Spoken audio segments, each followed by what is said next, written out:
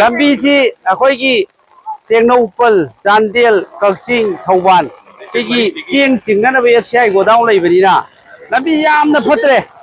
अदुना मसी प्रजा मयाम हौरे अदुना थुना